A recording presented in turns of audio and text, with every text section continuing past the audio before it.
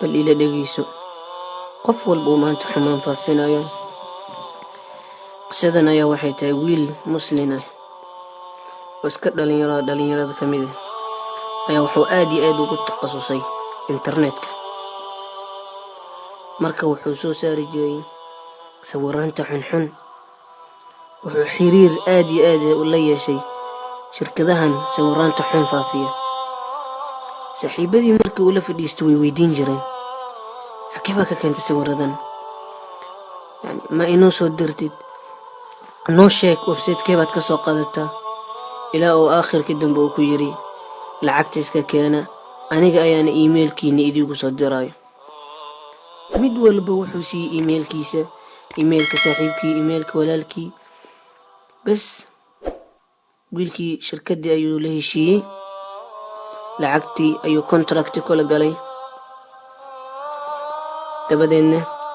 emailadii dadkii uu ka qorqoray ayuu automatic ugu program gareeyay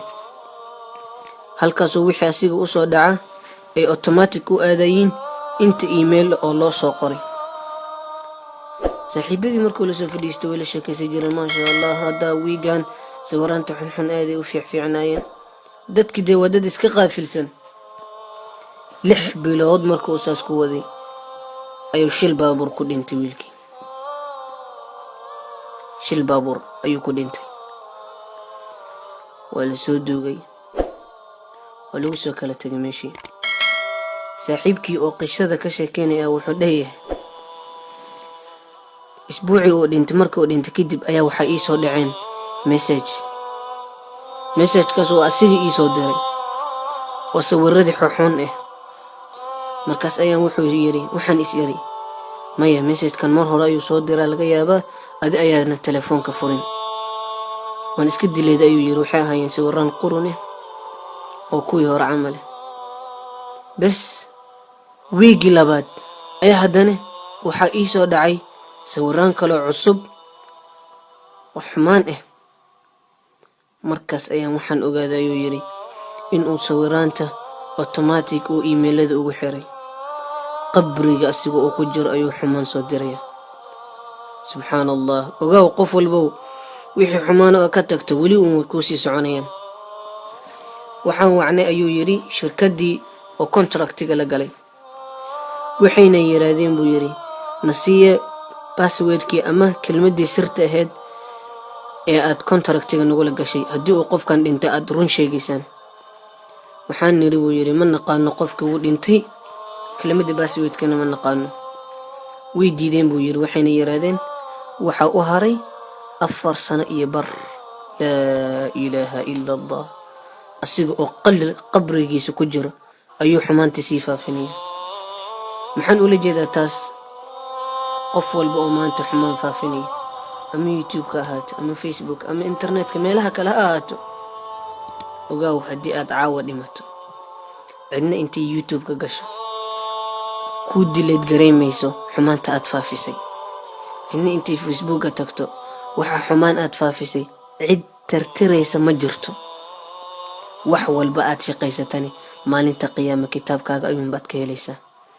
Allah subhanahu wa ta'ala markuu yiraahdo اقرأ كتابك كفى بنفسك اليوم عليك حسيبا بل كلفر كتابك وآقرسو اسحكن أذيك هلكا مالك بدو قادونتا سيد الدراديد والله هدي افرنتان كسو جارتو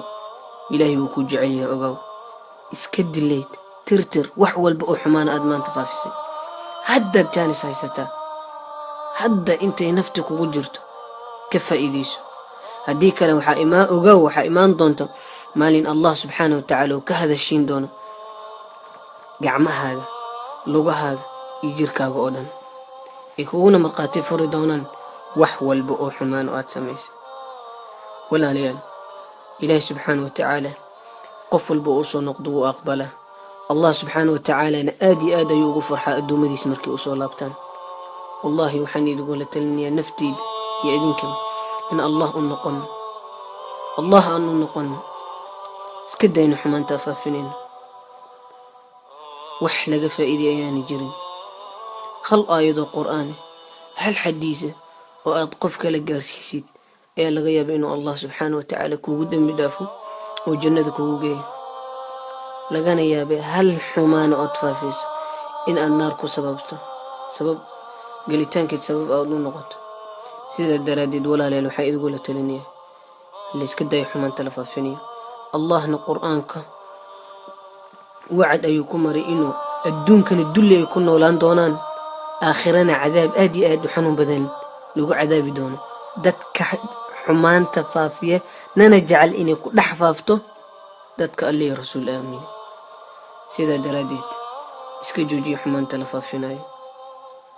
وصلى اللهم وسلم على نبينا محمد وعلى آله وصحبه وسلم. وحوانذا إذي سجدني أنيقه ولا الكنوانو وحانا إذي قاعدتانيا إنا تسيقار سيسين ولا ليهنا كدتو سيئوانو أقول نقطة لغيابا إنا ذا أذيق أذوكو عمل فالين بس قفك لأوكو عمل فالو وكو رقمه. سيدا دراديت سيفا فيها خيرك إلهي سبحانه وتعالى وحان كبرية قف والبؤفا فيه إنو دنبقيسة يدنبق والدين تيسة المسلمين تأودان أودافه. والسلام عليكم ورحمة الله وبركاته.